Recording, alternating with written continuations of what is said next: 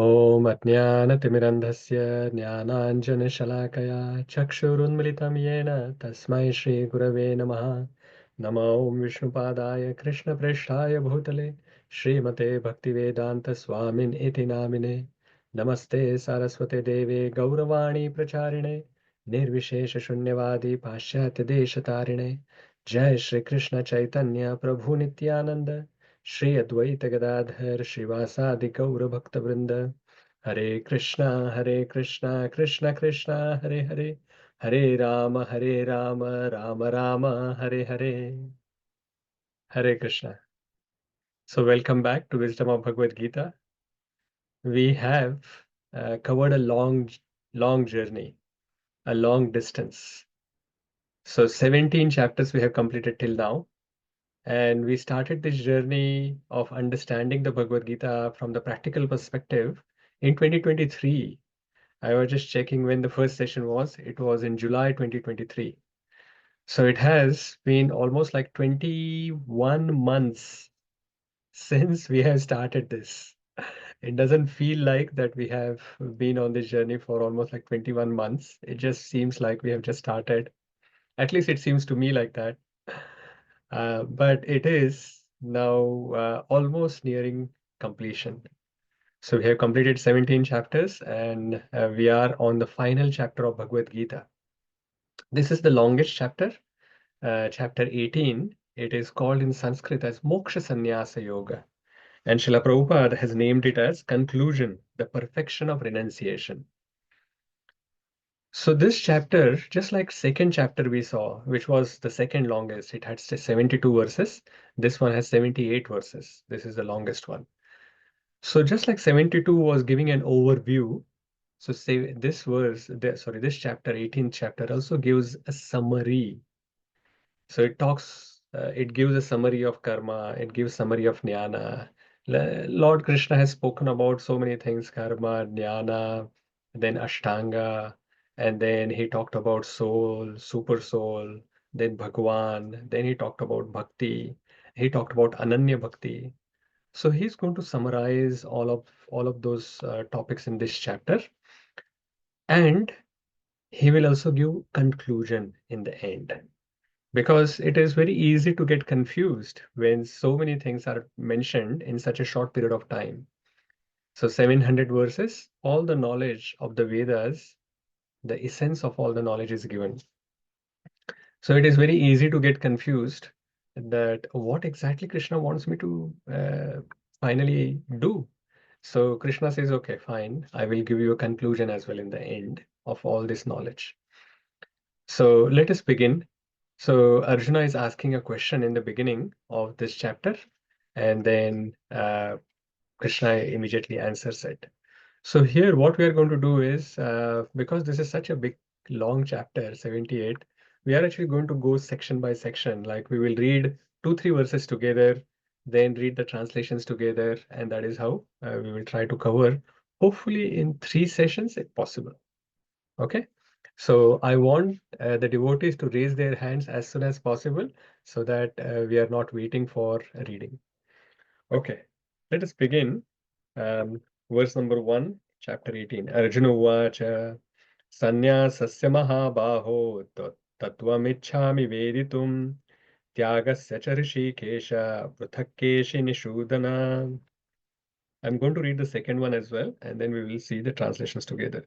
Shri Bhagavan Uvacha Kamyanam Karmanam Nyasam Sanyasam Kavayo Viduhu Sarva Karma Phalatyagam Prahustyagam Vichakshanaha. Okay, Surananda Prabhuji, you can read both the verses, and the next one, Uma Mataji Vidushi Mataji, you can do. Hare Krishna Prabhuji. Arjuna said, O mighty armed one, I wish to understand the purpose of renunciation, Tyaga, and of the renounced order of life, Sannyasa, O killer of the Kesi demon, master of the senses. 2.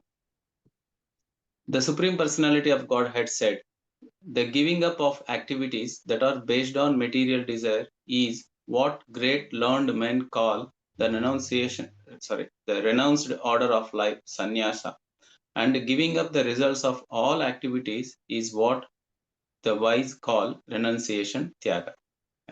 Thank you, Prabhuji. Hare Krishna. So Arjuna is asking a similar question that he asked at the beginning of third chapter and the fifth chapter, but it's a little different.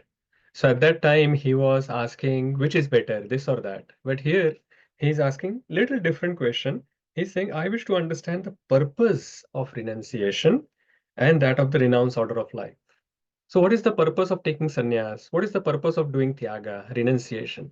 And many times you would have seen that people use this interchangeably, tyaga and sannyasa. But there is a difference. So what is the difference? Krishna has immediately explained in the second verse itself. So Arjuna is asking, what is the goal of renunciation and the renounced order of life? What is the purpose? So Krishna says, tyaga is to renounce the results of all activities. So even if you're doing the prescribed duties, which is called nitya karma, or you're doing kamya karma, which is like people do it, the fruitive activities, so with some desires. But here in tyaga, all the results of prescribed duties as well as the fruitive activities, they are given up, they are renounced. So that's tyaga. Whereas in sannyasa, Krishna says to renounce the activities that are based on material desires. So Nitya karma will continue, the sannyasis will continue the Nitya karma, but the Kamya karmas, the activities which are based on material desires, those are given up. So there is a difference. Tyaga is actually giving up the result. Sannyasa is actually giving up the action itself, but it is not all action sannyasis are giving up. Only the material desires, like the actions which are based on material desires, are given up. So sannyasi is not giving up all activities. He's just giving up the fruitive activities. But tyagi is giving up the results of all activities. So the result, if you see, is the same. What is the purpose of tyaga and sannyasa? Based on these, just the definitions we can easily understand. So sannyasi, because he has given up all the material activities, then he's just doing the prescribed duties without any attachment, and that way he is not getting bound. So there are no material reactions that he is getting. And in tyaga, because all the activities, all the results of all activities is given up, and that is then all the reactions as well is not the person who is giving up all these activity, sorry, the result of the activities, he is not getting bound. So if you see from the result perspective, tyaga and sannyasa is giving the same result. But sannyasa is difficult to do. Giving up the action is difficult to do. Giving up the result of the activities is comparatively easy. If you ask to the people nowadays in Kali Yuga, even giving up the result of the activities is so difficult because everyone is so focused on the results of the activities. And that is why it tyaga, like the renunciation, also seems very difficult. So what to speak of sannyasa? Sannyasa is almost impossible in Kali Yuga. So, but comparatively, tyaga is easy. So that is what the Lord is mentioning. Now he is going to give various different opinions. So we are going to read some of these verses 3, 4, 5, 6 together. Okay, so let us go ahead. त्याज्यं दोषपदित्येके कर्म प्राहुर्मनीषिणः यज्ञदानतपः कर्म न त्याज्यमिति चापरे निश्चयं शृणु मे तत्र त्यागे भरतसत्तमा त्यागो हि पुरुषव्याघ्र त्रिविधा सम्प्रकीर्तितः यज्ञदानतपः कर्म न त्याज्यं कार्यमेव तत् यज्ञो दानं तपश्चैव पावनानि मनीषिणाम् एतान्यपि तु कर्माणि सङ्गं त्यक्त्वा फलानि च कर्तव्यानिति मे पार्थ निश्चितं मतमुत्तमम्. Hare Krishna, Babuji. Some learned men declare that all kinds of fruitive activities should be given up as faulty. Yet other sages maintain that acts of sacrifice, charity, and penance should never be abandoned. O best of the Bharatas, now hear my judgment about renunciation. O tiger among men, renunciation is declared in the scriptures to be of three kinds. Acts of sacrifice, charity, and penance are not to be given up. They must be performed. Indeed, sacrifice, charity, and penance purify even the great souls. All these activities should be performed without attachment or any expectation of the result. They should be performed as a matter of duty. O son of Pratha, that is my final opinion. Yeah, thank you, Mataji. So Krishna has actually given the definition of sannyasa and tyaga. Now, after giving the definition of sannyasa and tyaga, he's giving various different opinions, what other people are saying. So he says that some people say that the fruitive activities are faulty and those fruitive activities should be given up. So sannyasa is recommended. But others maintain that acts of sacrifice, charity, and penance should never be abandoned. So yajna, dana, tapa should never be actually given up. But he is not saying whether it is right or wrong, these opinions. He's just saying that some people say like this, some people say like that. But his own opinion he gives in verse number 4 to 6. He says, the Lord is saying, there are three kinds of renunciation based on all the three modes. So there are three kinds of renunciation based on the three modes, which he explains little later. Okay. But currently he's saying that sacrifice, charity, and penance should never be given up. So yajna, dana, tapa should never be given up. And why it should not be given up? Because it purifies even great souls. Like if we do it, of course we will get purified. But even like the pure devotees or the very advanced devotees as well, Krishna is saying they should do this because they will also get purified. They purify even great souls and should perform prescribed duties without attachment to result. So how the prescribed duty should be done? Without attachment to the result. And thus one gets no result to suffer or enjoy. And that is how the person gets freed up from the result of the activities. So basically, Krishna is saying that we should actually try to do all our prescribed duties without attachment, and that such kind of activity will purify ourselves. And not only that, it will free us from the reactions of these activities. So that is the recommendation of Krishna. And he said quite emphatically in the end, that is my final opinion. That this person says this, that person says this. But instead of getting confused, he says that this is the final opinion that you should actually think about and understand. As you would have understood already, that this is the summary of Bhagavad Gita, right? So here in the first 12 verses, actually, Krishna is actually giving the summary of karma section. Karma Yoga section. So in the first 6 chapters, we actually have discussed all of this, that we should do our prescribed duty, but we should not be attached to the result. We should give up the result, and we should not be thinking that I am the doer. And all of those things we have seen in the first 6 chapters. So Krishna is just now giving a recap. So at the end, we do a summary. So similarly, Krishna is actually doing a summary of his teaching, so that in the end we should not get like forget in what is covered in the beginning of the class. So that is what Krishna is doing here.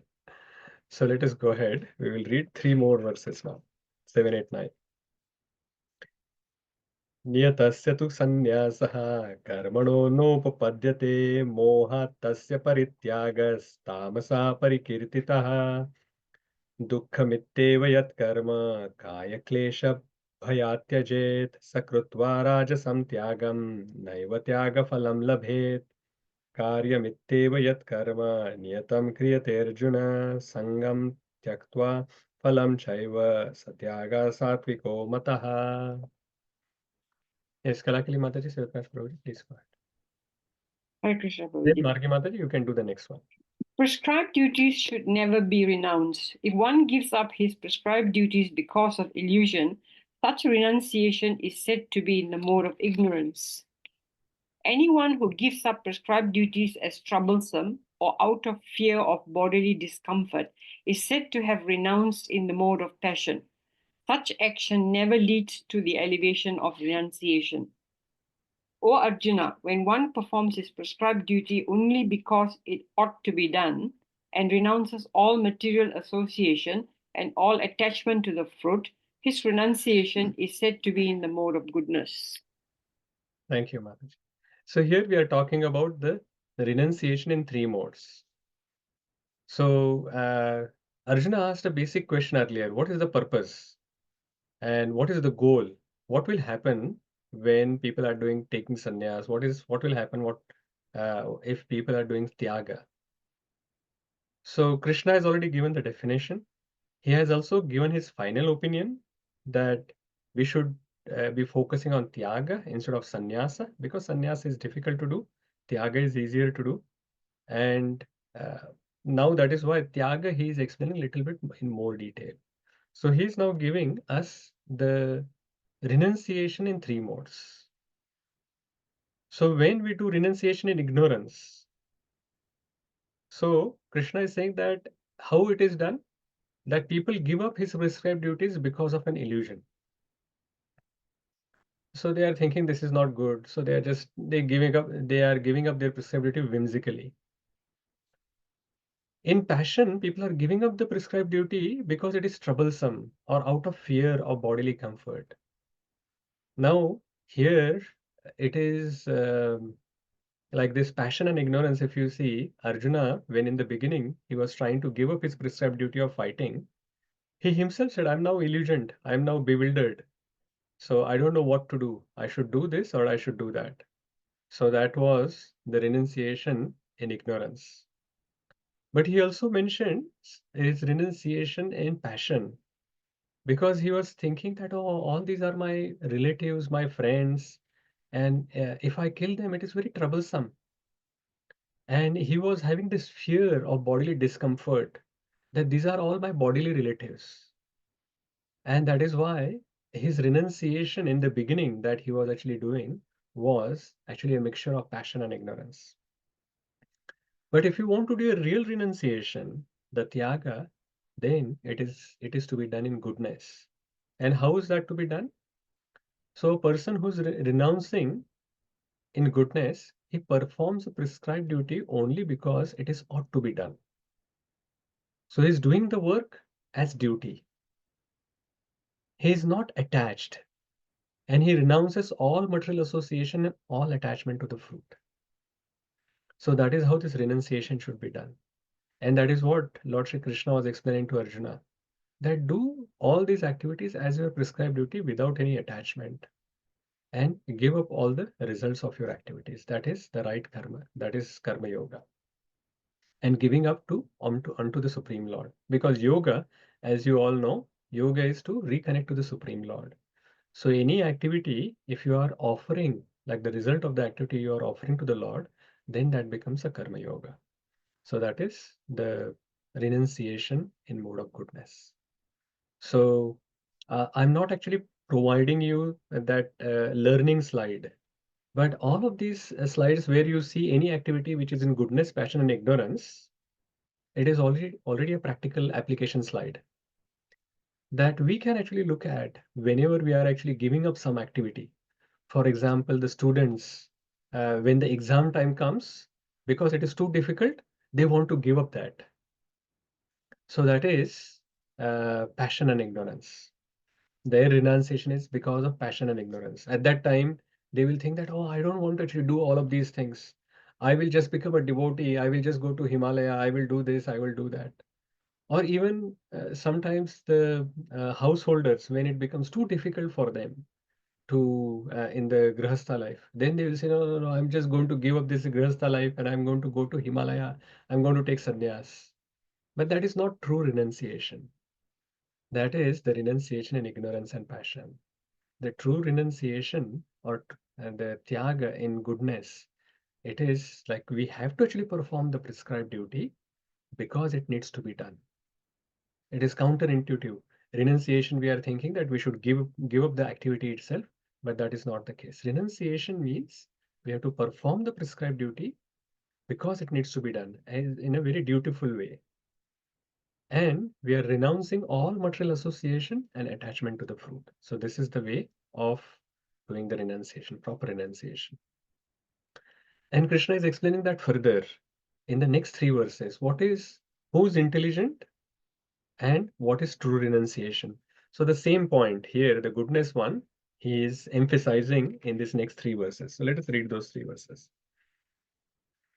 न द्वेष्टकुशलं कर्म कुशलेनानुषज्यते त्यागी सत्त्वसमाविष्टो मेधावी छिन्न संशयः न हि देहभृता शक्यं त्यक्तुं कर्माण्यशेषतः यस्तु कर्मफलत्यागी स त्यागीत्यभिधीयते अनिष्टमिष्टमिश्रं च त्रिविधं कर्मणा फलं भवत्यत्यागिनां प्रेत्य न तु सन्न्यासिनां क्वचित्.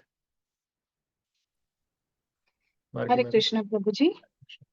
The intelligent renouncer, situated in the mode of goodness, neither hateful of inauspicious work nor attached to auspicious work, has no doubts about work. It is indeed impossible for an embodied being to give up all activities, but he who renounces the fruits of action is called one who has truly renounced.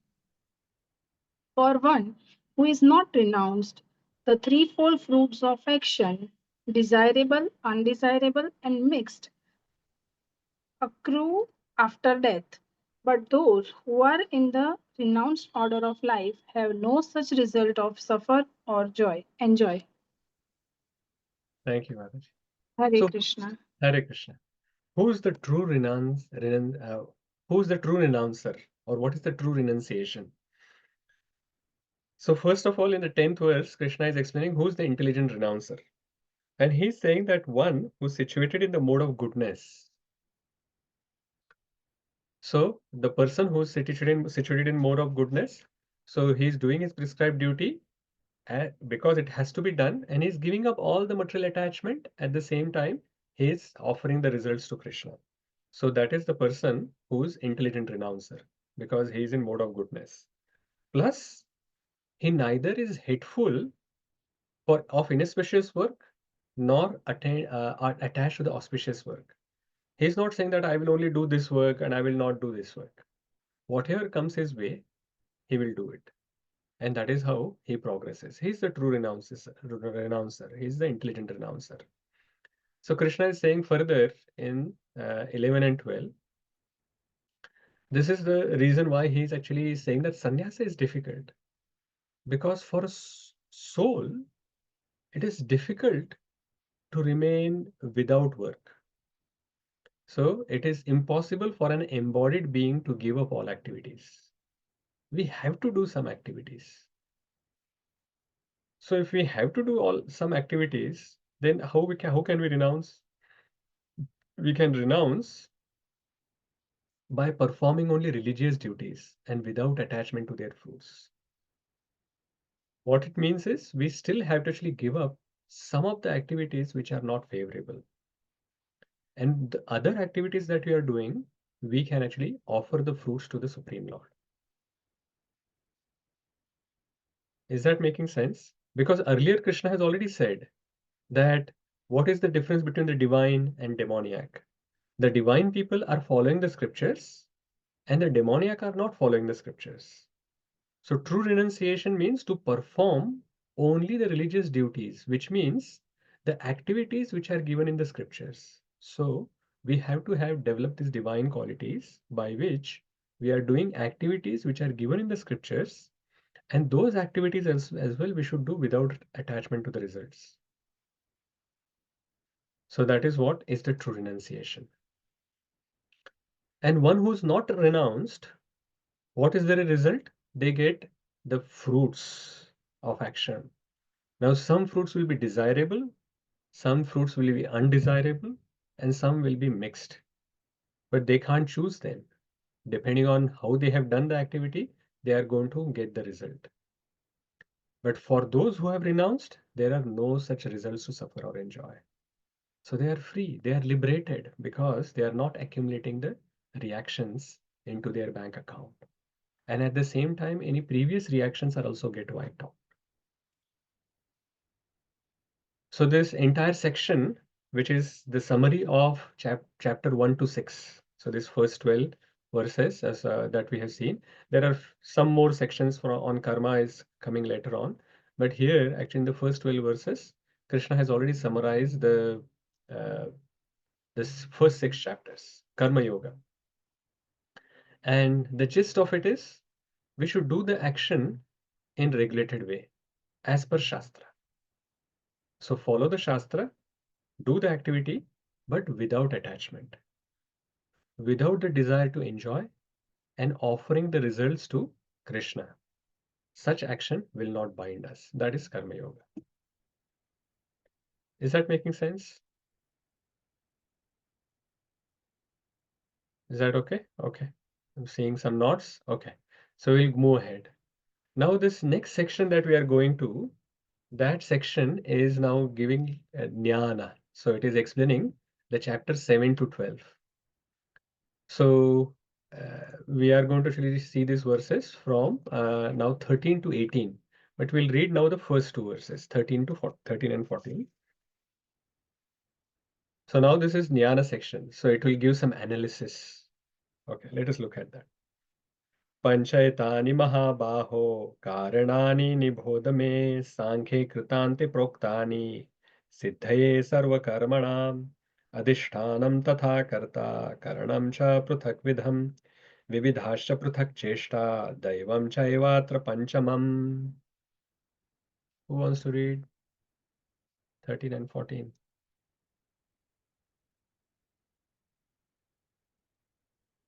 Hare Krishna Yeah. Prabhu can. Sevak Raj Prabhuji. Then who was else? Who else was there? Ashoka Mataji, you can do the next one. Hare Krishna Prabhuji. Hare Krishna. O mighty arm Arjuna, according to the Vedanta, there are 5 causes for the accomplishment of all actions. Now learn of this from me. The place of action, the body, the performer, the various senses, the many different kinds of endeavor, and ultimately the super soul. These are the 5 factors of action. Hare Krishna. Thank you, Prabhuji. Hare Krishna. So this is the jnana section. Jnana section means analysis. Now it is Krishna has started explaining what are the 5 causes of action. Earlier, Krishna has talked about there are 3 doers. That Prakriti is the doer, soul is the doer, and the super soul is also the doer. Now he is saying that going beyond the 3, he is talking about the 5 causes of actions. Let us look at what are those 5 causes. So there are 4 material causes. Adhisthana, which is the place of action, which is body. Karta, soul, which is the doer. Karana, which is senses. And Cheshta, which is endeavor. But the ultimate cause is, or the super cause is Daivam, which is actually controlled by the super soul or the Supreme Lord. So these are the 5 causes of any action. So how they compare to this previous Jiva, Prakriti and Ishvara that we have seen? So the 5 causes of action, Karta is actually Jiva, Prakriti is Adhisthana and Karanam, because Adhisthana is the place, that is material, Karanam, which is the tools or senses, that is material, and the interaction of Jiva with the Prakriti is the Cheshta, that is the endeavor that we do. And Ishvara that we talked about before, that is now related to Daiva, because that is a sanction of the Supreme Lord. And we can take some examples, like 2 examples we'll take to explain these 5 factors. A cricket example. So Karta is the player. The batsman, bowler, they are the Kartas, they are the doers. And what kind of cheshta they are doing? Endeavor, they are practicing, they are now playing when the match is going on. And what is Adhisthana, the place? That is the pitch, that is the ground. And the Karanam, which is the tools or senses, that is their bat, ball, hand, legs, eyes that they are using for playing. So all of that is Karanam. And Daiva. Daiva is the form of the player, the luck factor. even the best of the bowlers will be hit for sixes, and the best of the batsmen will go for zero, will become out for zero. So then we say that he is out of the form, which is basically Daiva, which is the sanction of the Supreme Lord. Now this session that we are doing, Wisdom of Bhagavad Gita session, the doer, the speaker is the doer. The endeavor, some study, this preparation, the slides are prepared, all of that included the endeavor. What is the adhisthana, the place? So I'm sitting in this house, but also you are actually sitting in your own houses, and this medium that we are using is Zoom. Then what is Karanam? This computer, your computers, your phones, cable, internet, tongues and hand, and all of these are the Karanam, tools and senses. And Daiva is the inspiration, that whatever I'm speaking is inspired by the super soul. For example, someone asks a question, and there could be actually 100 different ways the answer can be given for that question. And many times what happens is that uh, a question asked in one session, the answer may be a little different. Of course, all are shastric, but sometimes the question can be answered in different ways. And that actually comes because of the inspiration that is coming from the super soul. And sometimes it touches the heart of the person and some transformation may happen. Because the super soul is sitting in everyone's heart, the super soul knows in the that why the question has been asked, and it is possible that the same super soul can give the inspiration to the speaker to answer in a particular way, which will be useful for the person who's asking the question. So that is the part of Daiva there. So all of these things which are mentioned, that there are 5 causes of action, it is to explain that we are not the only doer. So earlier as well in the 3rd chapter, we saw this verse, Prakrute kriyamanani gunai karmani sarvashaha ahankara vimudatma kartaham iti manyate. There as well it was mentioned that the kartaham iti manyate, because of false ego, we are thinking that we are the doers. But actually the activities are done by Prakriti under the direction of the Supreme Lord. So super soul and Prakriti and Jiva all are actually kartas. And we saw at that time that the soul is desiring, Prakriti is actually performing the activities, and Ishvara is sanctioning it. Here as well, by explaining that you are not the only doer, there are 5 things which are involved in any action. Karta, which is us, the Jivas. But then there is endeavor, there is place, there is tools and senses, the sanction of the Supreme Lord. All of this have to come together, then that activity happens, and then we can get some result. So why we are thinking that we are the only doer? We should not be thinking like that. So if we are not the only doer, all of these other factors are also in play and they are not controlled by us. That means we are not the only doer. And if we are not doing the activity, why we should be attached to the fruits? So Karma Yoga and Jnana Yoga are both leading us to that same goal. They are saying that don't get attached. You are not the doer. Give up your false ego. And that way, if you remove that attachment from the results, then we can become free from the bondage that can get created because of the attachment. So there is some further analysis which is done from 15 to 19. Let us read those verses together. 15 to 19. Shariravan mano bhiryat karma prarabhate naraha nyayam va viparitam va panchayate tasya hetavaha. तत्रैवं सति कर्तारम् आत्मानं केवलं तु यः पश्यत्य कृतबुद्धित्वान् न स पश्यति दुर्मतिः यस्य नाहं कृतो भावो बुद्धिर्यस्य न लिप्यते हत्वापि स इमां लोकान् न हन्ति न निबध्यते ज्ञानं ज्ञेयं परिज्ञाता त्रिविधा कर्म चोदना करणं कर्म कर्तेति त्रिविधा कर्म संग्रहः ज्ञानं कर्म च कर्ता च त्रिधैव गुणभेदतः प्रोच्यते गुणसंख्याने यथावत् शृणुतान्यपि.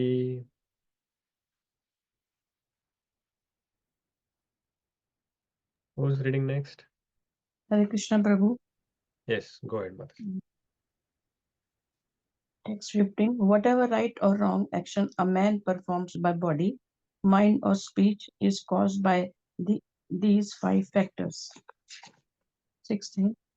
Therefore, one who thinks himself the only doer, not considering the 5 factors, is certainly not very intelligent and cannot see things as they are. 17.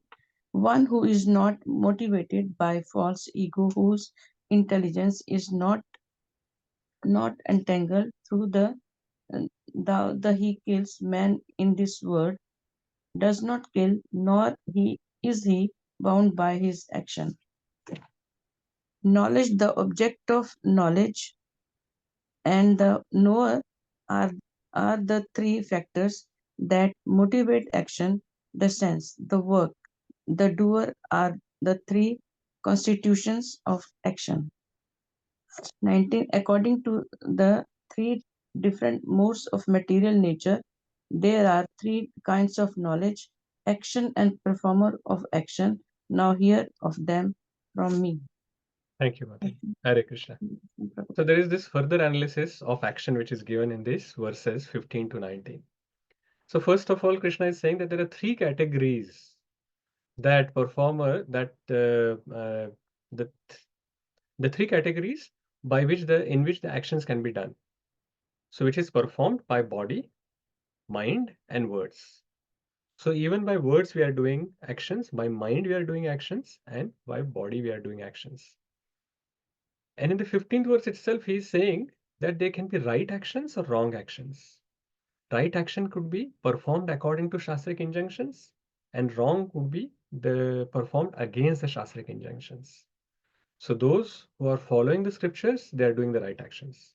Those who are not following the scriptures, they are doing the wrong actions. So the right and wrong actions can be done by body, mind, and words. Non-intelligent seer considers himself as the only doer. So that is what we were discussing earlier, that there are these 5 factors which are involved. But those who are not very intelligent, they are thinking that I am the only doer. But what does an intelligent seer, like the person who's seeing, if he is intelligent, what he sees? He is not motivated by false ego. False ego means I am the only one. I am the performer of the action. He's not motivated by false ego. His intelligence is not entangled. So after that, there is some further complications which Krishna is introducing. He's saying that there are 3 motivators of action. Why anyone is doing any activity. So he's saying there are 3 motivators: knowledge, object of knowledge, and the knower. So knowledge means jnana. So because of jnana, somebody may actually want to do something. So there are actually motivators are mentioned, and then there are the constituents are mentioned. So this is actually talking about the inspiration, motivation. So any action can be motivated because of knowledge, object of knowledge, what is the goal of that knowledge, and the knower, the person who's having that knowledge. So these could be actually motivating the action. And there are three constituents of action, that when any actions are happening, there are 3 factors. One is the person who's doing that action, which is the doer, the work itself, and the senses by which the doer is doing the work. So first, it actually is explaining that any activity to happen, first it actually starts from motivation, the impetus. It starts from your mind. You will actually start thinking. It is a psychological process first. So it's a thinking, feeling, and willing that has to happen that will create the impetus. That is the motivation. And then once the motivation is strong enough, you will do this action using these senses, and the doer will do the action using the senses. So this is what is mentioned. And then Krishna is going to actually take some of these. So he's going to explain how the knowledge, what is the knowledge in 3 modes? What is the worker in 3 modes, or the work in 3 modes? And then the performer of action, the worker in 3 modes. And that is the next section. That is also analysis section, but at a high level, it is all summarized now till 19 about this jnana section, which is again very similar to the karma section. Krishna is saying that be an intelligent person. And how to be intelligent? By understanding that you are not the only doer. And then you can be free from reactions. So when we are not the only doer, then we can give up our false ego. False ego means I am the doer, I am the performer.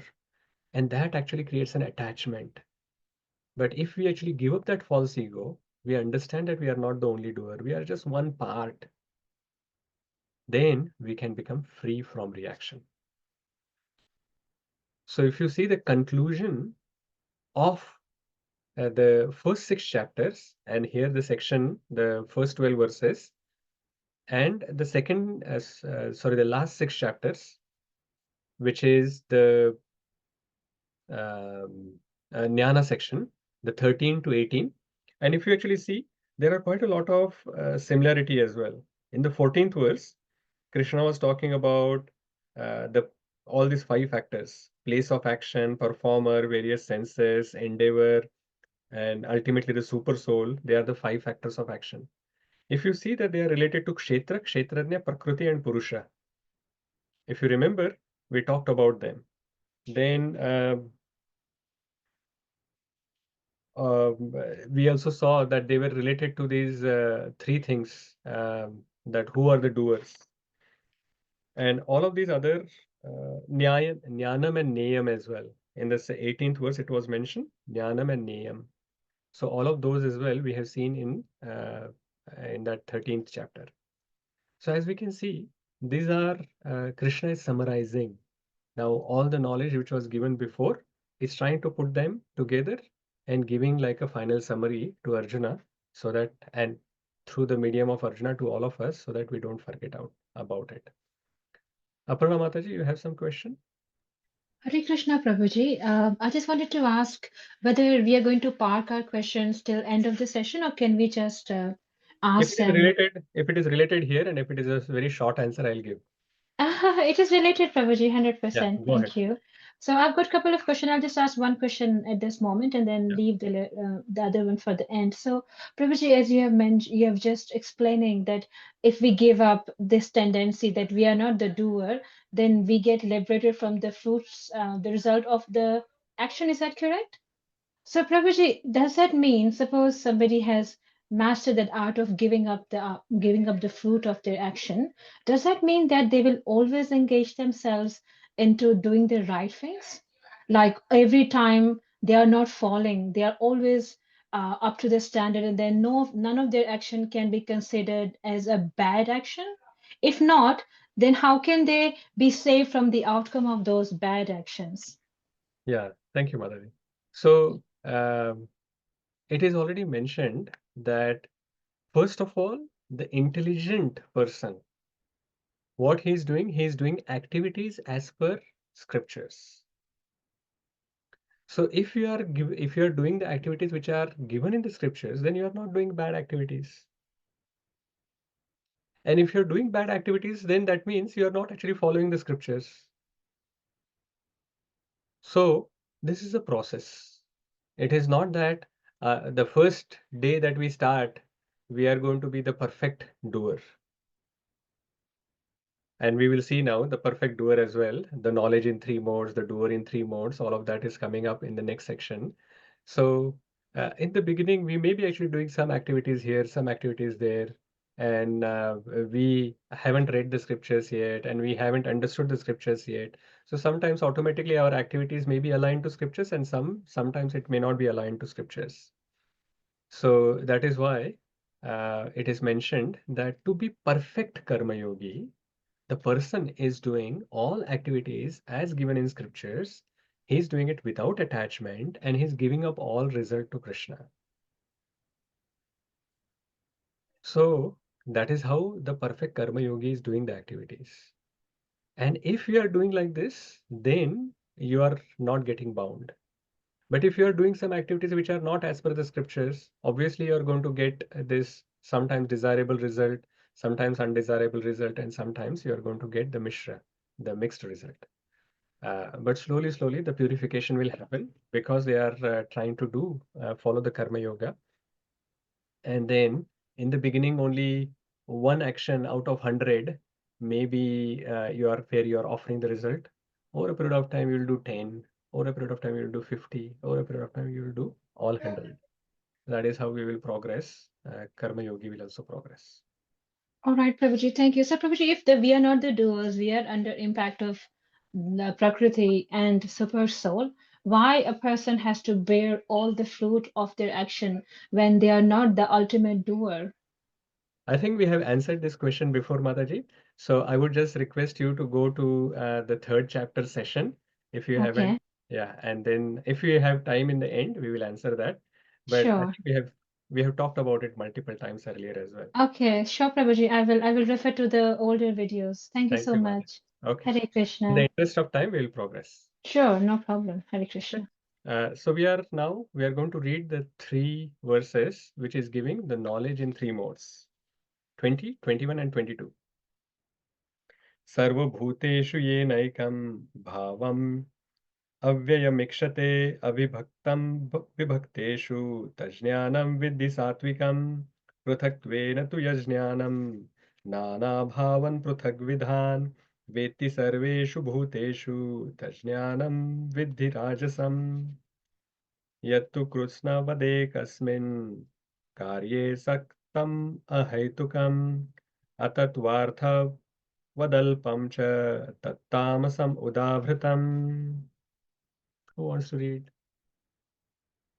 Yes, Uma Mataji, and then Geeta Jayanti Mataji, and then Mahendra Prabhu.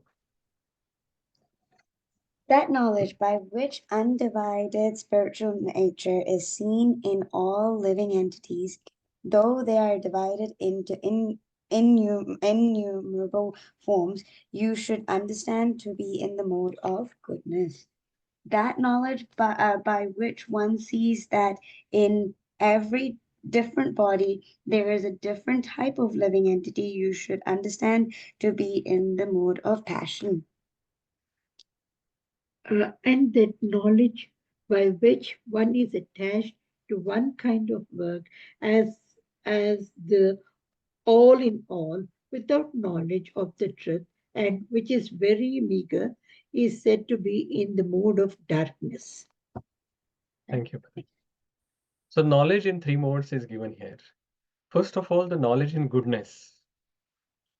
So the knowledge in goodness is it is undivided spiritual nature is seen in all living entities, though they are divided in innumerable forms. So there are so many bodies, but the person who has this knowledge in mode of goodness, he can see the undivided spiritual nature. He can see the super soul which is there in every living entity. Not only he's seeing soul, but he's seeing the super soul as well, which is saying the absolute truth. And that undivided spiritual nature is seen in all the living entities. So earlier in the 5th chapter, we had seen Pandita Samadarshana, whether he's looking at the dog eater, a cow, a brahmana, a chandala. Like in all of these, he's seeing that Samadarshina because he's seeing the super soul in all those living entities. So that kind of knowledge by which one can see the spiritual nature of all living entities is mode of goodness. What is the knowledge in passion? One sees in every different body there is different type of living entity. So he's seeing that all these bodies are there and all the bodies are different.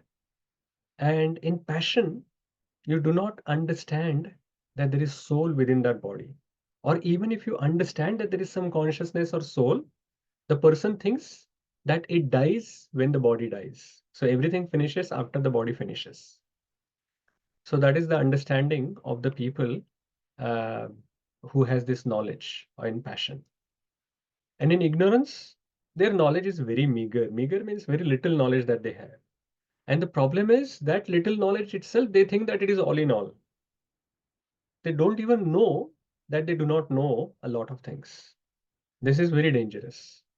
At least the people in passion and goodness, even if they have some knowledge, they actually understand that, okay, this is the knowledge that I have, but there is further more I should understand. But in ignorance, they have meager knowledge and they think that they are like the super knowers. They know everything. And they attach to one specific thing, and that is it. They will just do one thing. And Srila Prabhupada explains in the purport, these people think that money is God. Srila Prabhupada says that their knowledge is that I want to get money by whatever means, and money is my God. And their focus is only on sense gratification. And that is their knowledge. How can I get sense gratification? How can I earn money?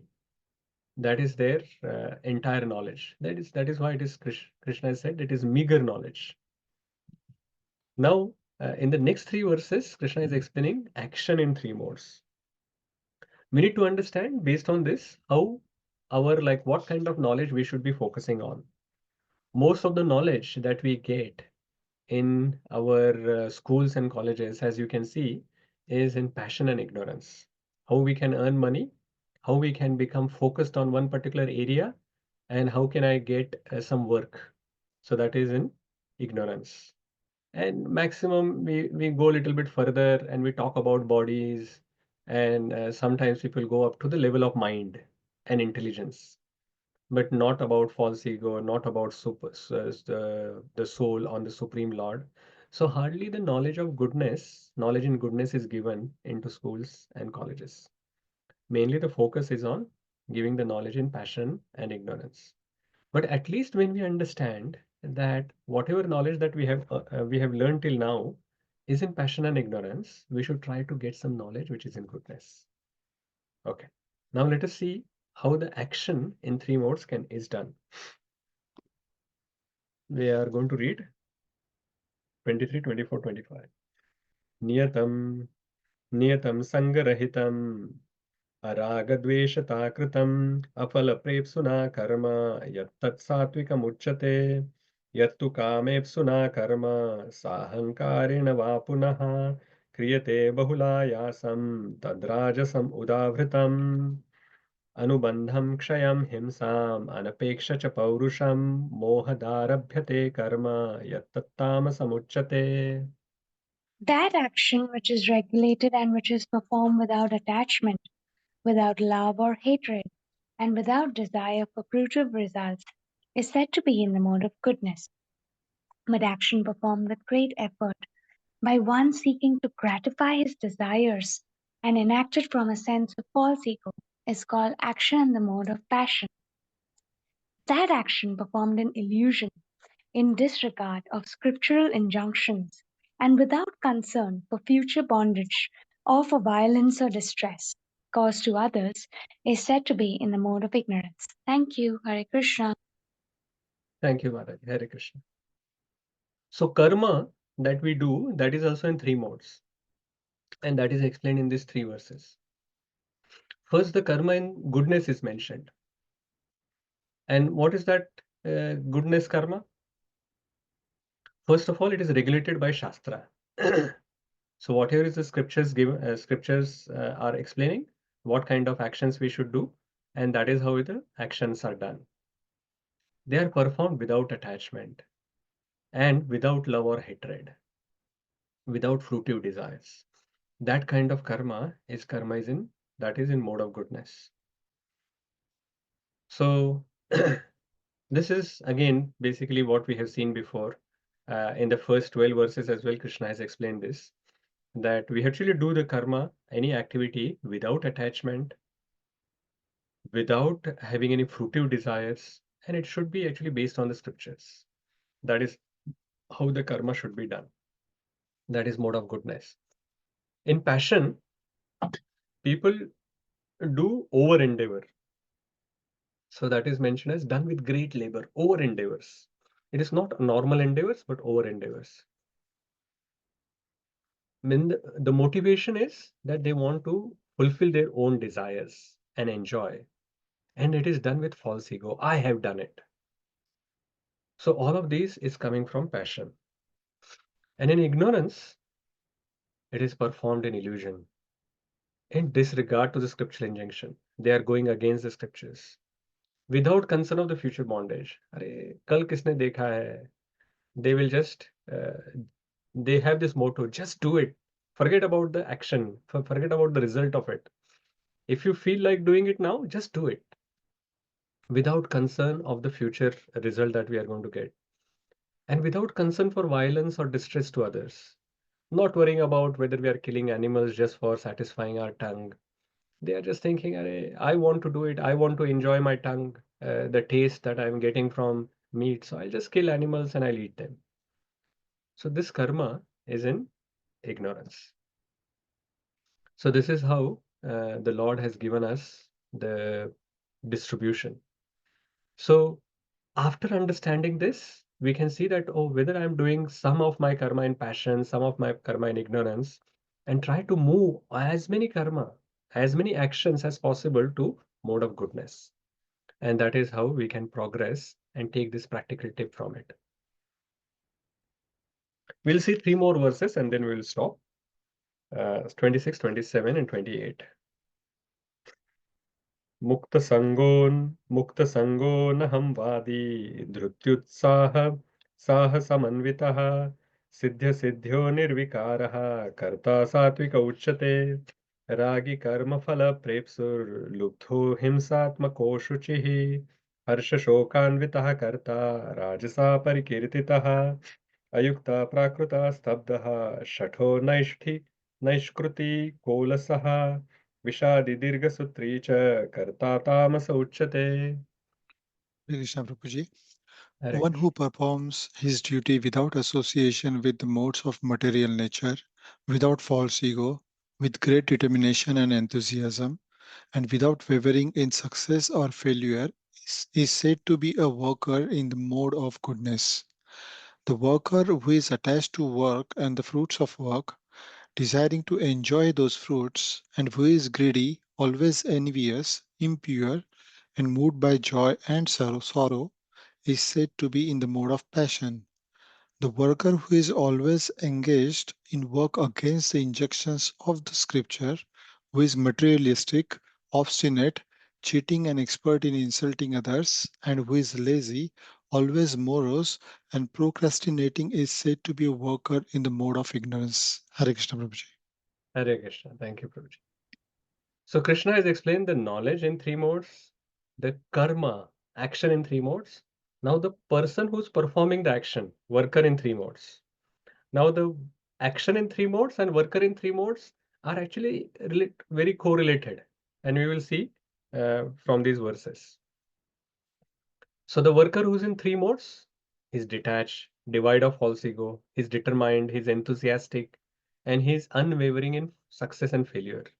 And we can see it is very similar to what we just saw in the previous slide, that how the action in 3 modes, it was prescribed duty without this harshan, like the attachment, it should be performed without attachment, as well as without thinking, the raga and dvesha, attachment and hatred.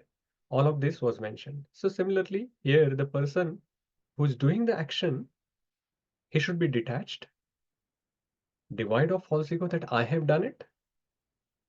He's determined. Determination is required because even if sometimes you do not get success, still he can continue. He's enthusiastic and he's unwavering in success and failure. But the person who's in passion, he's attached to work. He can only do a particular activity. He is attached to the work, so he will say that if someone likes to do garland for the Lord, you ask them to wash the pots. They'll say, no, no, no. I'm only going to make garlands. No, I'm not going to wash the pots. So, person in mode of passion, he's attached to a particular work, and he desires to enjoy results. So they want like whatever service as well they are doing for the Lord, they want that uh, to be enjoyed. Like people should come and praise that, oh, this particular service has been done very, very nicely by this person. And they are greedy, they are envious, they are impure, and they are moved by joy and sorrow. That if they if they feel happy, they will do it. If it is little bit difficult for them to do it, they will give it up. But whereas the person in mode of goodness is not like that. The happiness and the joy and sorrow is not actually determining that whether he should be doing that activity or not. He's determined, irrespective of how the situation is, I will continue the service. And in mode of ignorance, this worker work against the scriptures. He is materialistic. He is very obstinate. Now, earlier it was mentioned the goodness person is determined. And a similar word is coming in ignorance, which is obstinate. But obstinate is different from determined. Obstinate means he's adamant. Even if he gets good advice, he's adamant of just continuing to do it. The goodness is he's determined that irrespective of what trouble or obstacles he receives, he will just still continue. This person who is in mode of ignorance, the worker in mode of ignorance, he will sometimes cheat to get the result that he wants. He will insult others. He's lazy and morose, and he will procrastinate. So all of that is the characteristic of mode of ignorance. So we can see that if we are procrastinating, if we are lazy, if we are harsh, if we are cheating to get a result, then we are actually having quite a lot of mode of ignorance. If we are attached to the result, if we are easily swayed by what kind of activity that I am going to be asked to do, like this service against that service, whether we are actually desirous of somebody praising the service that we have done, if we are envious if somebody else does better than us, and if our service is dependent on whether I'm getting some happiness out of it, or sometimes it is difficult, then I will not do it, then that is the characteristic of mode of passion. If we have such characteristics, we have to see how we can come out of it and move towards goodness. That we should be detached from the results. We should not be thinking that I have done it and people should praise me for doing it. Just do it as as a matter of duty. If you can go higher and if you do it as part of love, then nothing like it. Then you are going into bhakti process. But at least we should come to this level of goodness. The worker in goodness is determined, enthusiastic, success or failure, no, doesn't matter. He'll just keep doing it. So today we have covered quite a lot of verses in a marathon. So we will just take a pause here. And if there are any questions, comments, reflections, and any summary points anyone wants to mention, then please go ahead.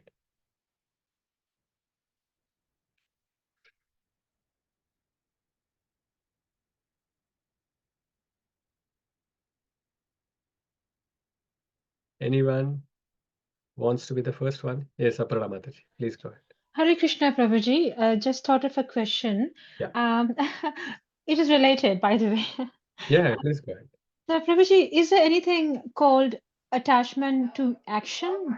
Does it exist at all, or is it like it doesn't exist, such concept? Too much attached to We action. discussed it, right? That this worker who is in mode of passion, he's attached to the action itself. Okay. And we talked about a particular example as well. Some devotees also, they are only interested in a particular service. And if they are asked to do some other service, then they are not happy. Right. For example, somebody is only interested in doing garlands, but they are not happy to do pot washing or vacuuming or even some other service. So that means the person is actually attached to the action itself. Right.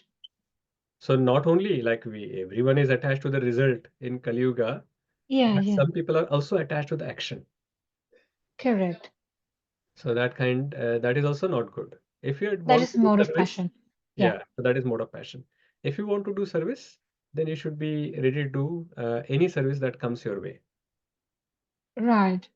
So giving up the fruit of the action, Prabhuji, is entirely means in one sentence that giving it to Krishna, like whatever you will say, for example, I have to achieve a result and I know that I have to put in this amount of action to get that result, but result is not in my hand. So I will do everything which is in my capacity, and do not think about result at all, and give it to Krishna, and let him decide whether whether I get that outcome or not in precisely. Yeah, so when we are actually not attached to the result or even action, it doesn't mean that we are doing the activity in an irresponsible way. Yeah, We are still doing the activity carefully because we are doing it as a duty. And if it is the duty is for the Supreme Lord, we will actually do it very, very nicely. right. And so we will do our prescribed duty properly, but it is not with the attachment to the result. Because when we have some attachment to the result, what happens is sometimes when it is difficult to get, then we are not determined. When there are some obstacles which come, we'll just give it up. Or if Yes. we get unfavorable result, we'll say we are giving up. So this is what happens when we are attached to the result. So we do it responsibly without attachment, and we Yeah. give the result to the Supreme Lord. Okay, Mainly, Prabhuji. this purification that we are talking about happens that is required in the mind. The Yeah. attachment is generally in the mind. Yeah. So as long as we can internally detached and externally, we can keep doing our prescribed duties. Okay, Prabhuji. And That makes, yeah. generally, other people may not be even knowing that you are a karma yogi or a karmi. Yes, because you can't Because, advertise that. yeah, because externally they look same, Yeah. but internally they are different. A Yeah, karma exactly. yogi is detached internally, and karmi is attached internally. Right. Of course, that makes perfect sense, Prabhuji. And one comment I would like to make, Yeah, I was just, doing some stuff in the kitchen, and listening to your lecture, and I just looked at my phone screen, and image of Prabhupada appeared. I said, no, it's not Prabhupada. It is Ambarish Maharaj, Prabhuji. Come on. So there was a bit of an, I don't know, it's really amazing experience the way you were telling. I just got a feeling of as Prabhupada is speaking. Sorry, I don't know if it is yeah, relevant, but because he's there, right? I know, but his chubby Maybe was somehow, come. maybe somehow the other you're in the phone. It Yeah. only shows pure devotees. That's why only Prabhupada was visible.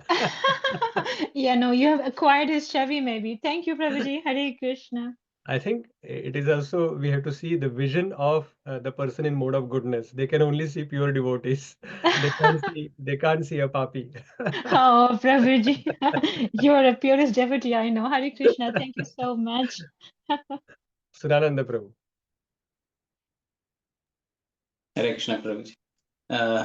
We learned the differences between Tyagi and Sannyasi, Prabhuji.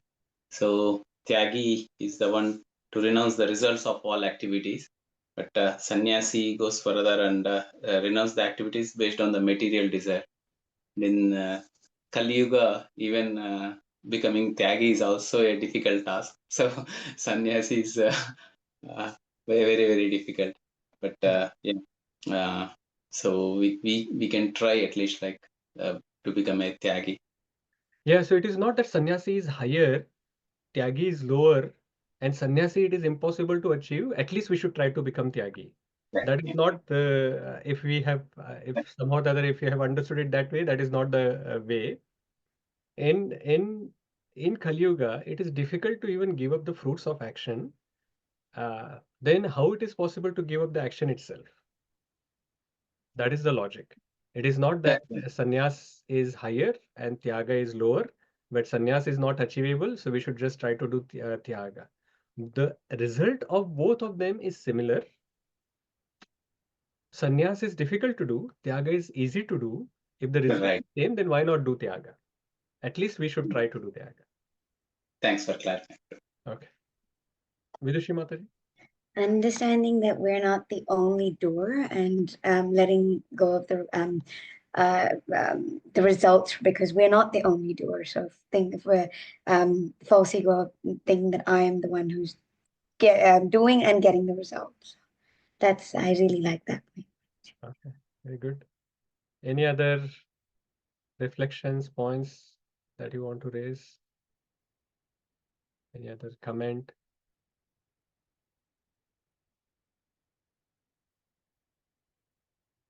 Okay. If not, then we will stop here. Srila Prabhupada ki jai. Srimad Jai. Bhagavad Gita ki jai. Hare Krishna.